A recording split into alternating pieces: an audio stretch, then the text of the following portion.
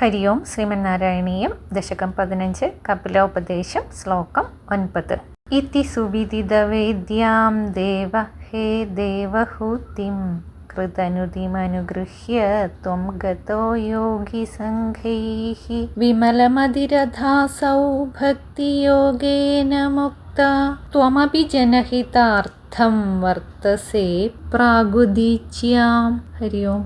കപിലോപദേശം ഉപസംഹരിക്കുന്ന ശ്ലോകം ആണിത്. ഇപ്രകാരം അറിയേണ്ടതെല്ലാം അറിഞ്ഞു കഴിഞ്ഞപ്പോൾ ഭഗവാനെ സ്തുതിച്ച ദേവഹൂതിയെ അനുഗ്രഹിച്ചിട്ട്, അല്ലയോ ഭഗവാനെ, നിന്തിരുവടി യോഗികളോടുകൂടി യാത്രയായി.